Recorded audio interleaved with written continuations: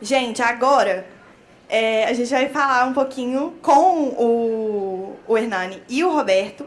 Eu chamei uma pessoa também, um cara que eu admiro demais, que tem um negócio muito bacana, que é o Cadu. Ele vai se apresentar. E eles vão conversar um pouquinho mais, entrar um pouquinho mais nessa questão do empreendedorismo, das realidades que são, de desmistificar um pouquinho. Eu sentei com o Cadu para conversar com ele sobre esse painel. E eu falei assim, não, vamos fazer um negócio diferente. Não vamos ficar com frase. Acaba que a gente entra nas frases feitas, mas vamos falar mais, vamos falar direito, vamos pensar na prática do negócio. Qual que é a prática? O que é na realidade empreender? O que a gente ainda não conversou sobre isso? Vamos tentar mudar a ideia das pessoas sobre o que é um empreendedor, o que é empreender, como que a gente pode fazer isso e como que cada um de vocês, porque cada um de nós é muito diferente, como que cada um consegue aproveitar o que eles vão falar aqui, independente se vocês quiserem fundar uma empresa ou não. Tá bom? Então eu queria convidar ao palco Cadu Guerra, Hernani Ferreira e Roberto Salomão para esse bate-papo que vai ser muito legal.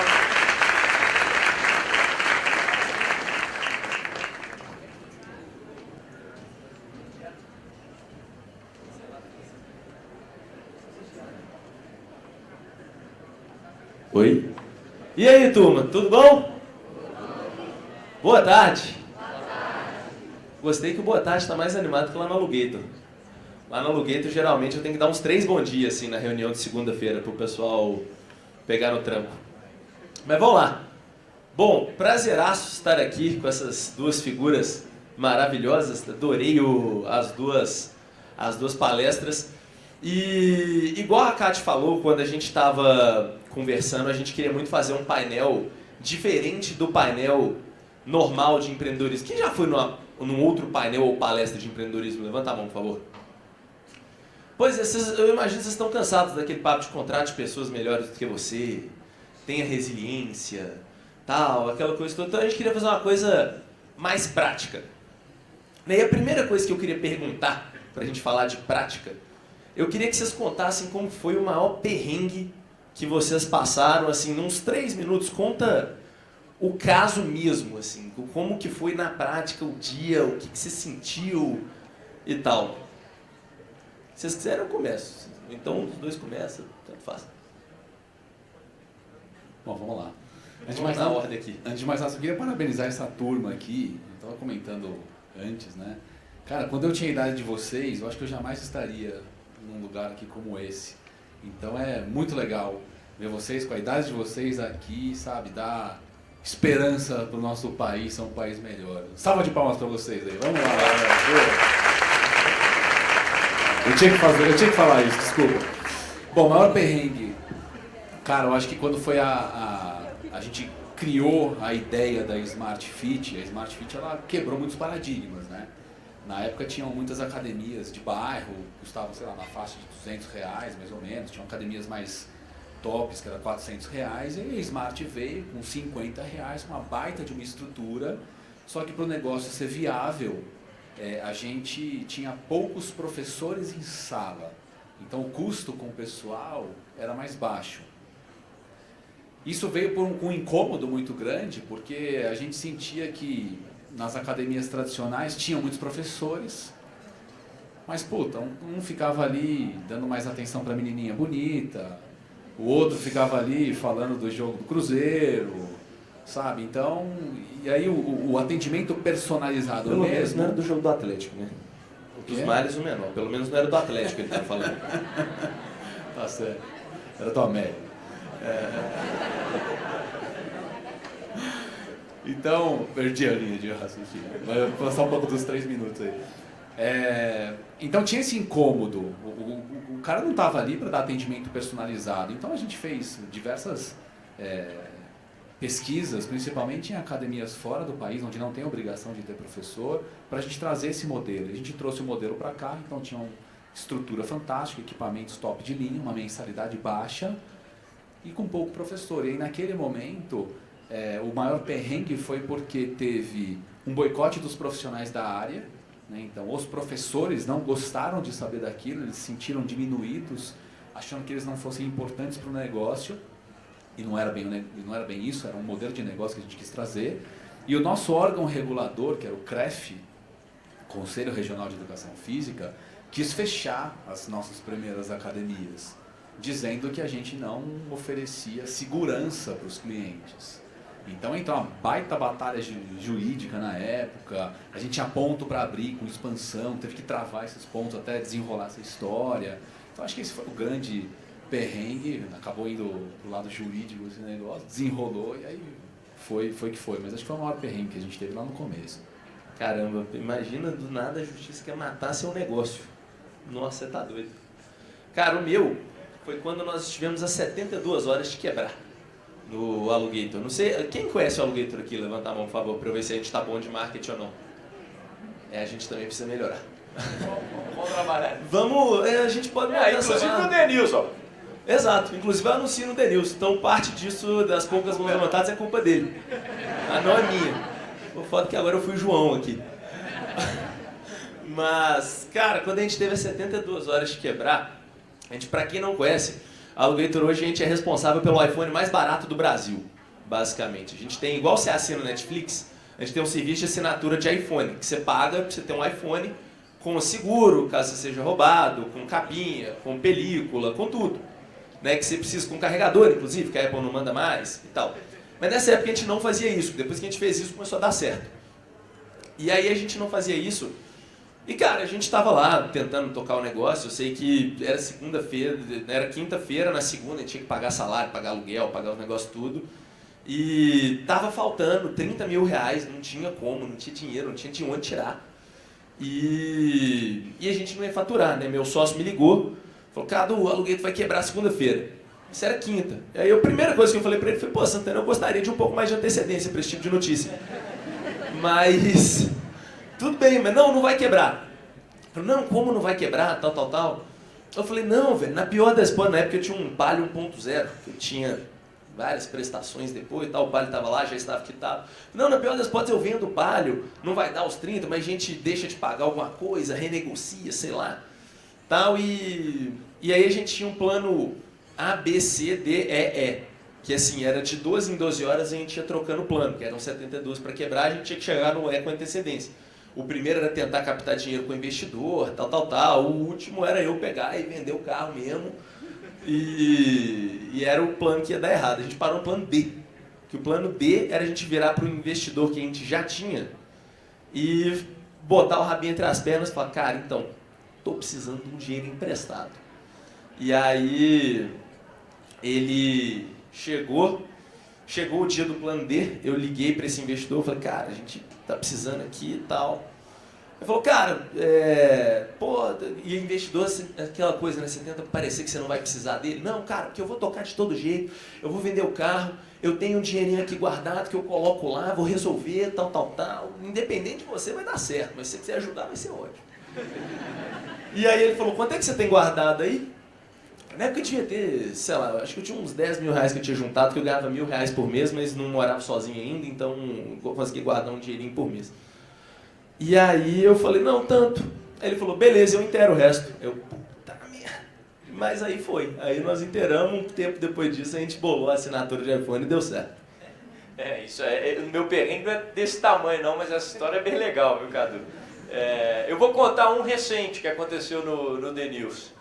A gente sorteia e dá prêmios para os leitores indicarem.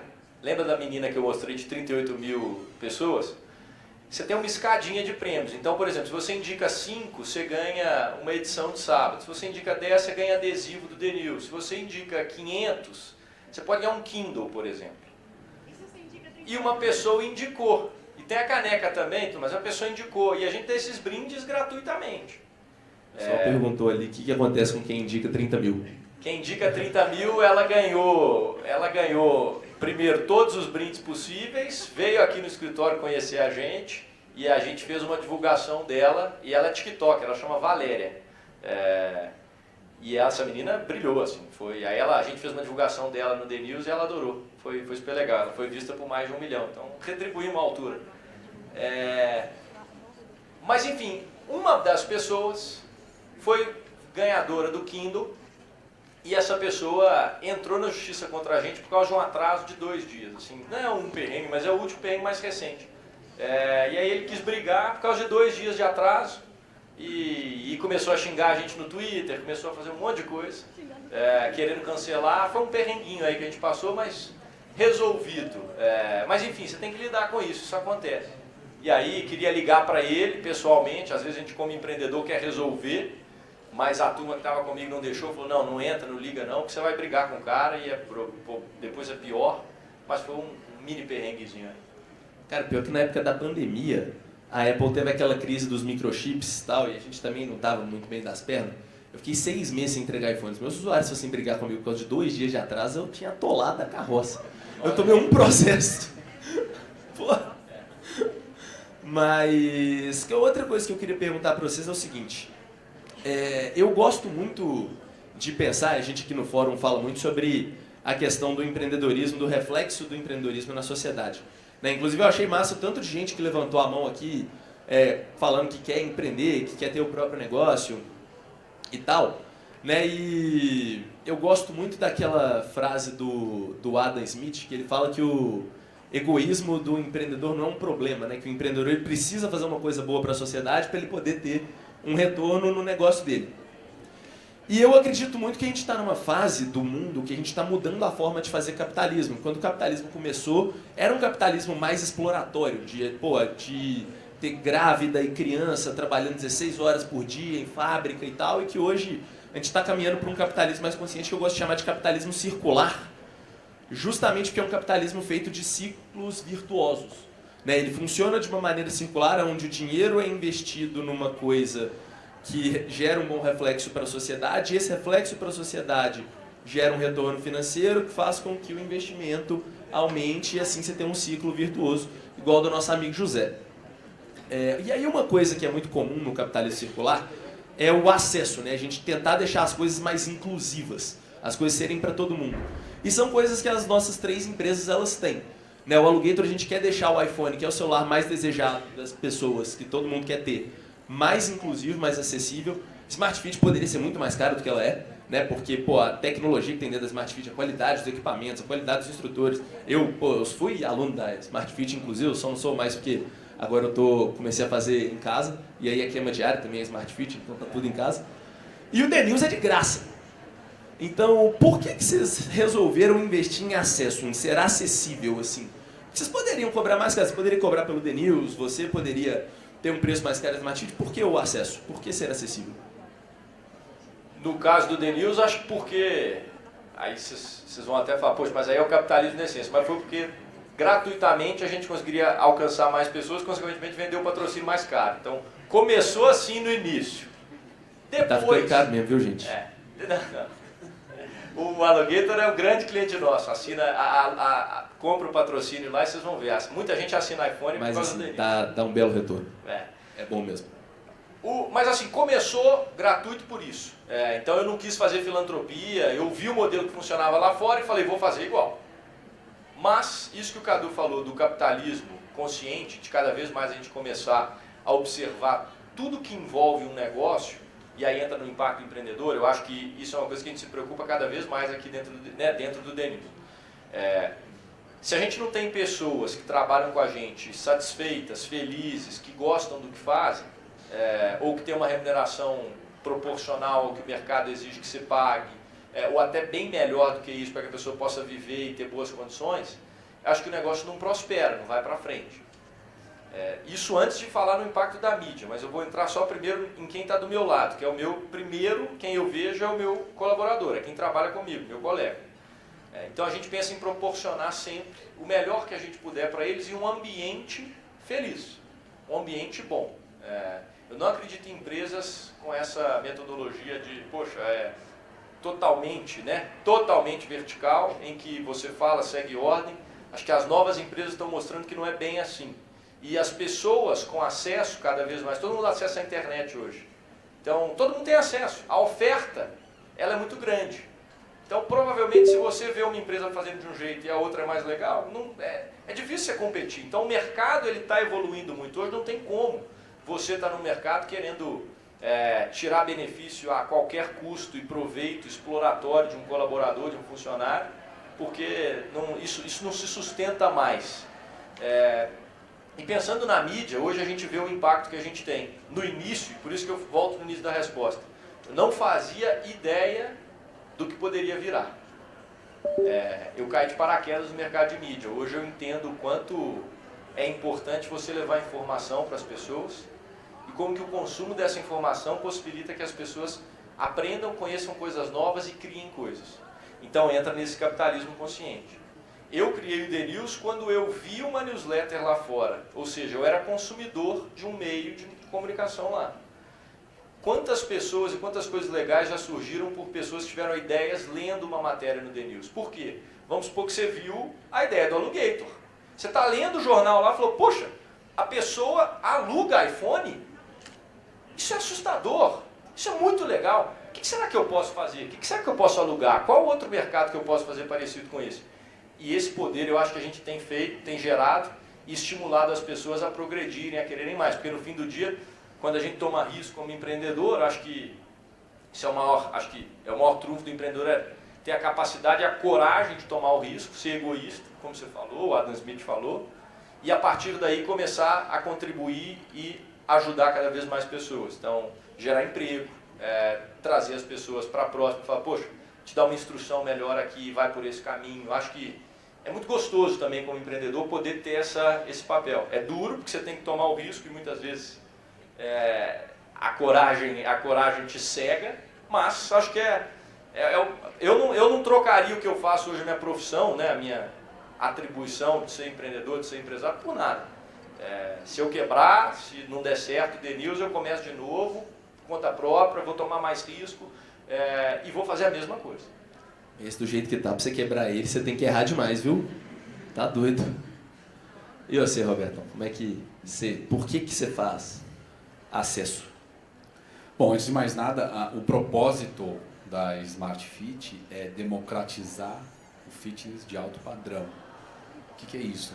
É você levar uma estrutura decente para qualquer classe da população. Então, de novo, há anos atrás, a Smart surgiu em 2009. Antes disso, era uma pequena parcela que tinha acesso a academias. E aí a Smart veio para desmistificar. Então a gente tentou por anos, inclusive, manter a mensalidade inicial, que era R$ 49,90. A gente tentou manter por uns 3 anos, mais ou menos. Mas aí a inflação, dólar, os equipamentos são todos importados, então o dólar nas alturas a gente não conseguiu. Então teve que ir aumentando um pouquinho, né? Então foi de 49 para 59, 69. Hoje a média é 99. Ainda assim, se você for pensar, é muito acessível, né? Por R$99. E aí tem nas nossas apresentações que a gente faz, hoje a gente somos mais de 1.000 unidades, né? Brasil, América Latina. E aí a gente faz encontros com os líderes dessas unidades de 6 em 6 meses. Eu me lembro um que me marcou muito, tinha um vídeo ali onde era uma empregada doméstica que encontrou lá o nosso presidente e falou para ele, só deixa eu voltar um pouco na história, que a empresa são duas marcas principais. A marca Biorhythm é muito forte em São Paulo e é uma marca um pouco mais premium, as mensalidades são mais altas. E a Smart, que vocês conhecem. Então, nessa época, só tinha a Biorhythm, né? Então, o nosso presidente estava lá na zona leste de São Paulo, que é uma zona um pouco mais humilde, e aí ele cruzou com uma empregada doméstica e ela falou, Edgar, faz uma Biorhythm aqui na zona leste e tal, não sei o quê, só que tem que ser uma mensalidade mais barata. Então, sabe, ele ficou um pouco com aquilo na cabeça e cara, a gente precisa levar atividade física para 100% da nossa população. Hoje em dia, a gente vê jovens sofrendo de obesidade, sabe? Eu até me surpreendi que quando eu perguntei quem é que treina, grande parte de vocês levantaram a mão, achei sensacional. Mas se a gente for ver os indicadores do nosso mercado, que é a IRSA, né, vê que os índices de obesidade estão lá em cima. Muita gente falando aí de saúde mental, que tudo isso resulta o quê? Menos anos de vida. Então o que a gente quer fazer é o quê? É levar a atividade física para 100%, viabilizar a atividade física para 100% do público, de maneira que eles levem uma vida mais saudável. E você se exercitando, você vai perceber os benefícios que a atividade física traz no seu organismo, no seu corpo. E aí lá no final você percebe que você vive mais. Então é dar mais anos de vida para as pessoas, né? Tudo isso através de uma mensalidade mais baixa. Sensacional. Eu gostei muito, porque eu me identifiquei muito. Porque do nosso lado, o Alugator ele começou por dois motivos, duas coisas que eu e Santana nós temos em comum. Primeiro, nós estamos no Fórum da Liberdade. Quem é que gosta de liberdade, por favor, levante a mão. Quem gosta de ser livre, de ter liberdade, fazer o que quiser, ninguém te fala quem você tem que ser, onde você tem que estar, nada do tipo. Eu e Santana, a gente sempre foi alucinado com liberdade. Santana é meu sócio. Ele tem uma cobra tatuada no braço, escrito Liberdade para Todos. E a gente gosta muito de liberdade. E aí, quem aqui, levanta a mão, por favor, era aquele aluno meio problema, assim, ficava questionando o professor, conversando na sala de aula, ia para coordenação e tal. Eu e Santana éramos esses alunos. Nós éramos bem questionadores, assim. O professor falava, não, você tem que aprender, você tem que fazer isso para cá. Eu, não, mas por que eu tenho que fazer 30 exercícios disso aqui? Eu nunca vou usar isso na minha vida. Tal, a gente era meio que esse perfil de aluno. Então a gente sempre teve um gosto muito grande por liberdade e sempre foi muito questionador. Então o Alugator, ele foi o nosso grito de liberdade pro mundo. Porque, cara, a gente virou e falou, cara, quem foi que falou que brasileiro não pode ter iPhone? Saca? Porque lá nos Estados Unidos, uma vez eu ganhei uma bolsa e fui estudar lá. Eu tinha candidatei para uma bolsa, ganhei a bolsa, fui estudar nos Estados Unidos. E eu tinha um amigo lá, que eu tinha combinado com ele de sair de noite e tal, e aí ele chegou atrasado. Eu falei, pô, por que você atrasou, velho? Tal, demorou pra caramba. Ele falou, não, é porque eu não vi sua mensagem. Eu falei, uai, você não olha seu WhatsApp? Aí ele falou, não, eu não olho o WhatsApp, eu tô usando só pra conversar com você, mas aqui a gente não usa o WhatsApp. Eu falei, como assim vocês não usam o WhatsApp? Vocês estão em que século, né? Que, pô, todo mundo tem WhatsApp. E aí ele falou, não, cara, aqui a gente usa o Messenger do iPhone. Aí eu falei, mas e quem não tem iPhone? E ele virou e me respondeu assim, como assim quem não tem iPhone? E eu fiquei completamente chocado. E aqui no Brasil é 13% da população que tem iPhone. O Brasil tem 34 milhões de iPhones. E desses 34 milhões, metade é iPhone 7 para baixo. Gente, a gente tá no 14. Saca? Então, e aí, cara, tinha essa coisa de, não, isso não é pro brasileiro, isso não é pra qualquer um, não sei o quê. E, cara, a gente olhou e falou, velho, quem foi que falou que brasileiro não pode ter iPhone? Por quê? Saca? Então foi bem nessa lógica. E da mesma forma a gente questionou várias coisas ao longo da nossa história, né? E aí uma coisa que eu senti foi que a gente começou a atrair pessoas muito mais legais pra perto da gente.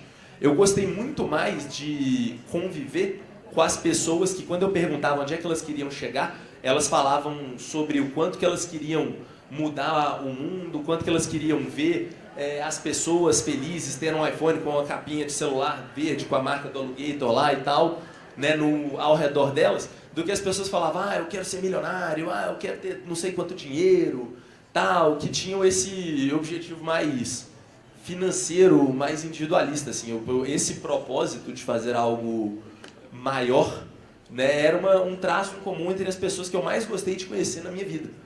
Então, eu percebi justamente isso, assim, que ter esse propósito, ter algo maior e justamente, né, fazer algo que a gente... Hoje eu me sinto jogando um puta videogame, saca? Eu me sinto ali jogando um jogo que eu tô ali pra matar um chefão enorme, que é o velho capitalismo, e que, cara, eu não consigo parar de jogar, velho. Eu tô animadaço jogando esse jogo.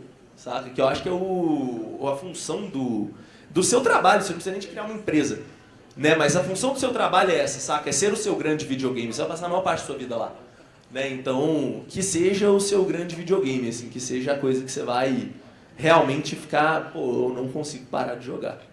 Então, é bem nessa linha, assim, que alguém aqui já tem um propósito que quer seguir, que quer transformar? Levanta a mão aí, alguém já tem? Aí, é bom que deu mais ou menos balanceado. Aí as pessoas que não levantaram a mão, vocês procuram as que levantarem, vocês vão trabalhar junto. E aí já deu certo. Mas, bom, pelo que eu estou acompanhando aqui do nosso tempo, nós estamos entrando nos nossos minutos finais. Como eu prometi para a Kátia que hoje não ia ser um painel de empreendedorismo clichê, eu queria que a gente desse conselhos não clichê para a galera. Então, sem conselhos de, nossa, contrate pessoas melhores do que você, tal, esse tipo de coisa, mas conselhos práticos, as coisas para a galera pegar e fazer, para quem quer começar ou para quem quer trabalhar numa pegada mais de propósito junto de uma empresa, sei lá, que tem um propósito massa, esse tipo de coisa. Que conselhos que vocês têm aí?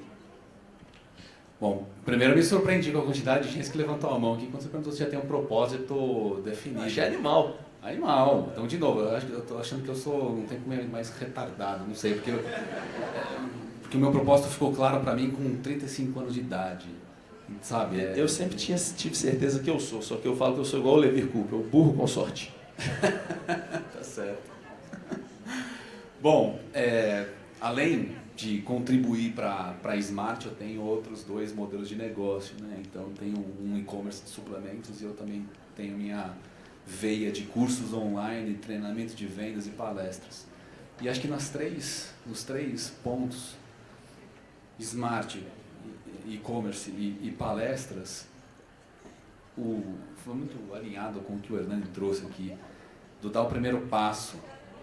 Às vezes, antes a minha cabeça era, não, eu preciso ter, sabe, tudo muito bonitinho, desenhado, eu preciso saber qual que vai ser a tecnologia, eu preciso ter clareza de quanto que eu vou receber aqui, quanto que eu vou ter que investir, deixar tudo perfeito. E, cara, as coisas não aconteciam. Quando eu chegava, se eu chegava num mundo perfeito, o projeto já estava atrasado, já estava antigo, já estava obsoleto. Então, uma coisa que eu aprendi na prática é você literalmente dar o primeiro passo, não se preocupar com a perfeição, não se incomodar com coisa que dá errado, sabe? Aquela coisa... Desculpa, eu não consegui sair do clichê, mas é aquela coisa de... Não, mas de você fazer, não é uma coisa necessariamente clichê. Não, o que eu ia falar agora, que é você fazer rápido, aí você vai errar. Erra rápido e corrige rápido, mas continua um pouco da minha fala, continua em movimento, sabe? Então não espera essa perfeição, porque a perfeição vai vir. Tem a ideia, vai adiante, vai ser feliz. Ainda mais vocês, tem pouca idade aqui, vocês podem errar muito. Entende? Na fala de vocês dois, vocês começaram um negócio com um erro de português, começou foi no plano D, mas vocês seguiram em frente, então aí, super sucesso, sabe? Então é isso, não desiste. Boa, minha dica é a seguinte, que eu acho que ela conecta muito com a sua, por conta do seguinte, eu comecei ali, independente você também deu essa dica, e quando eu comecei, beleza, só que eu sempre fui muito ansioso, eu ficava muito travado na minha ansiedade de não saber o que ia acontecer, tal. Quem é ansioso, por favor, levante a mão. Aí, tá vendo? É o mal do século. Se você pegar pra olhar a minha mão, vocês vão achar que é a mão de um cadáver, de tão ruída que ela é. Então eu sou bem ansioso.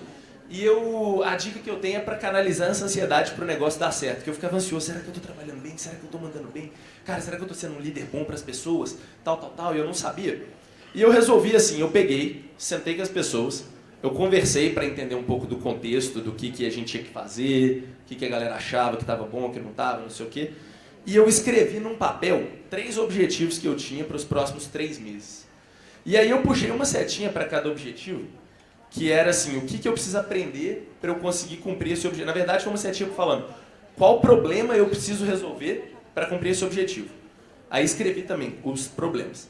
E aí dos problemas eu puxei mais uma setinha falando o que eu preciso aprender para resolver esses objetivos. Escrevi que eu precisava aprender. E aí como eu vou aprender? Se era um livro, se era alguém que eu ia conversar, esse tipo de coisa. E isso me ajudou muito, porque tanto me deu muita clareza dos objetivos que eu tinha que seguir, quanto conteve minha ansiedade, que assim, toda vez que via uma incerteza, eu olhava para esse papel e falava, cara, não, você tem que se avaliar por isso aqui. Isso aqui tá legal? Tá legal. Então, beleza, então vamos seguir nisso aqui. Vamos seguir estudando essas coisas que estão nessa setinha aqui de baixo, lendo esses livros aqui que você colocou na setinha aqui de baixo, olhando para esses objetivos aqui dessa setinha de cima. E isso foi muito bom e eu acredito que é algo que vale muito a pena de fazer. Você pegar um caderno, escrever os objetivos, escrever o que você tem que aprender e ter isso para você, assim, para você fazer o que você... cumprir o objetivo que você quiser cumprir na sua vida. Excelente. O meu é simples. Fica perto de gente boa. O resto, natural. Vai indo.